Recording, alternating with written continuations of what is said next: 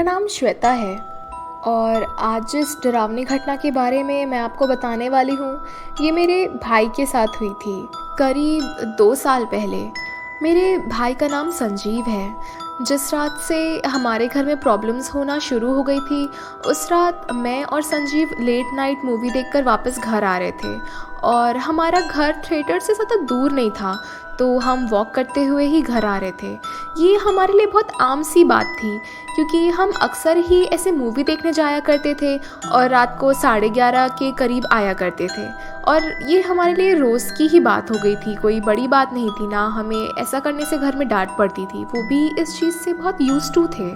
उस रात हम हॉरर मूवी देखकर ही आ रहे थे। हमें हॉरर मूवीज़ का बहुत ही ज़्यादा शौक़ था। हम दोनों रास्ते में उस मूवी के कैरेक्टर्स के बारे में डिस्कशन कर रहे थे और बातें करते हुए आ रहे थे कि तभी मैंने देखा कि चौराहे में बहुत सारी अजीब सी चीज़ें रखी हुई थी जिसे हम सभी टोना टोटका के नाम से जानते हैं। यूजुअली हम कुछ अजीब और भूतिया किस्म के पुतले जिनमें सुइयां चुभोई हुई होती हैं, ऐसा कुछ चीज़ें देखते हैं, पर उस रात उस चौराहे में कुछ अलग ही मंजर था। वहाँ पर मैंने और संजीव ने देखा कि उस चौराहे पर एक पत्ती की प्लेट जैसी बनी हुई थी जिस पर एक नारियल था, कुछ चावल, रोटियां, ऐसे खाने की चीज़ें रखी हुई थी। पहले तो हम दोनों उस चीज़ को देखकर थोड़े घबरा से गए थे और यही सोच रहे थे कि आजकल के लोग कितने पागल हैं, चौराहे पर कुछ भी रख देते हैं और किसी भी अंधविश्वास जैसी चीज़ों पर भरोसा कर लेते हैं और ये सब हरकतें करने लगते हैं। हम दोनों को ही लेट हो रहा था तो मैंने संजीव से कहा कि छोड़ो ये सब, अब हमें घर चलना चाहिए। कि तभी पता नहीं संजीव को अचानक से क्या सूझा, वो भागते हुए उस टोने के पास चला गया और लात मारकर उसने सारी चीज़ें बिखरा दी। सारा खाना, सब कुछ उथल पुथल हो गया था। मैं संजीव को बहुत ही हैरान नज़रों से देख रही थी कि ये सब उसने क्या किया। वो मेरी तरफ हंसते हुए देखने लगा और उसने कहा कि देखा, मैंने सब बर्बाद कर दिया और कुछ हुआ भी नहीं, ये सब अंधविश्वास जैसी चीज़ें हैं, लोग पता नहीं सब क्या हरकतें करते रहते हैं। और फिर वो हंसते हुए आगे चलने लगा। मैंने भी फिर उसे ज़्यादा कुछ नहीं कहा, बस यही कहा कि चाहे जो भी हो, तुम्हें खाने को इस तरह से लात नहीं मारना चाहिए था, उसे कोई जानवर ही खा लेता। पर वो मेरी तरफ देखकर हंसने लगा जैसे उसे कोई फ़र्क ही नहीं पड़ रहा है। तो मैंने भी सोचा अब इसके सामने बोलने का कोई मतलब नहीं है। उसके बाद हम दोनों घर चले गए। घर जाते ही फ्रेश होने के बाद हम दोनों अपने अपने कमरे में सोने के लिए चले गए।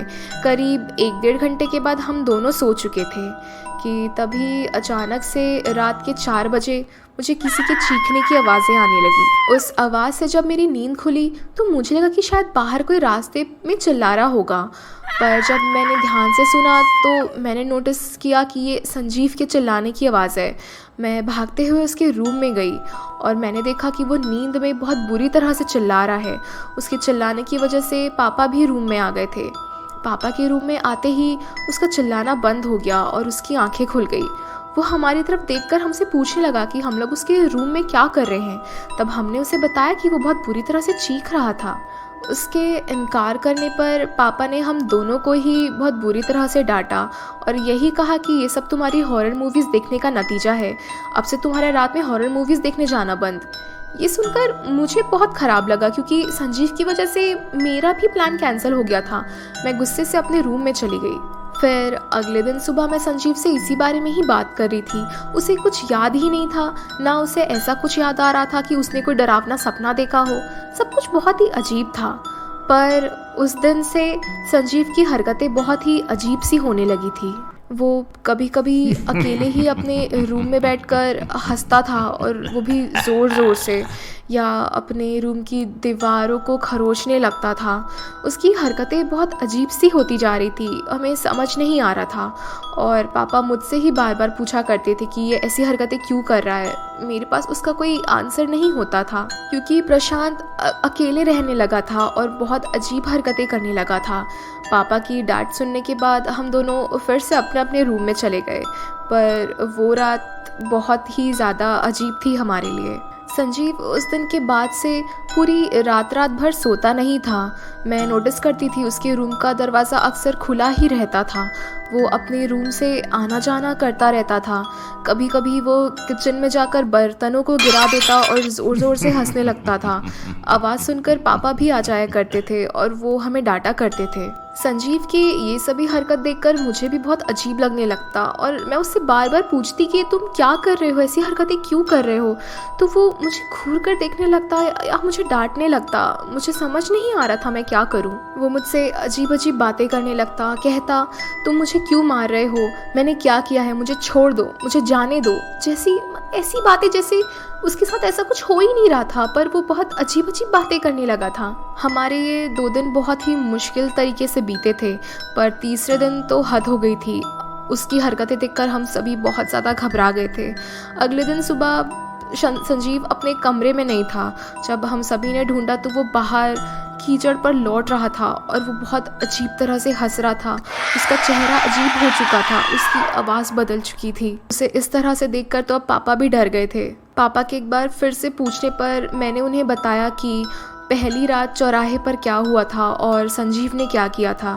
तब पापा ने डांट लगाई और उन्होंने यही कहा कि ये सब चीज़ों से दूर रहने को कहा है तो क्यों छूते हो।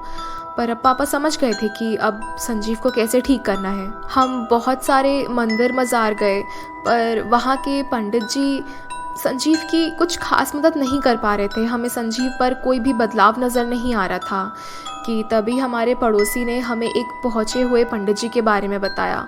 हम संजीव को लेकर उनके पास गए। उन्होंने जब मुझसे पूछा कि क्या हुआ था तो मैंने उन्हें बताया कि चौराहे पर कैसी चीज़ें रखी थी और उसने क्या किया था।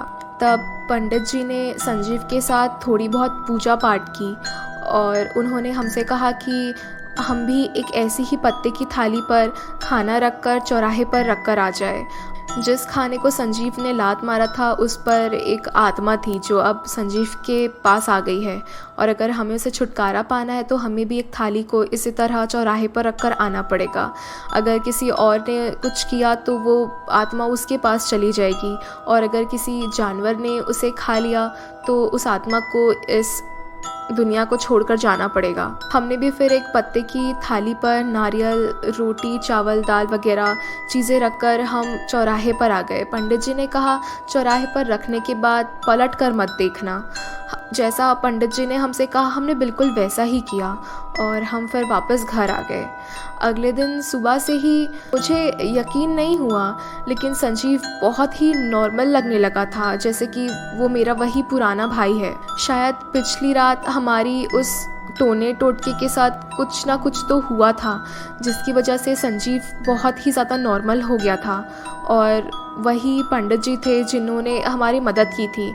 हमने उन्हें बहुत ही ज़्यादा शुक्रिया कहा और उन्होंने हमसे कोई पैसे भी नहीं लिए। शायद वो बस हमारी मदद करना चाहते थे। उसके बाद से संजीव ने किसी भी चौराहे पर रखी चीज़ को नहीं छेड़ा और ना ही उसके साथ कोई भूतिया हरकत हुई। हमने संजीव को इस बारे में ज़्यादा बताया नहीं।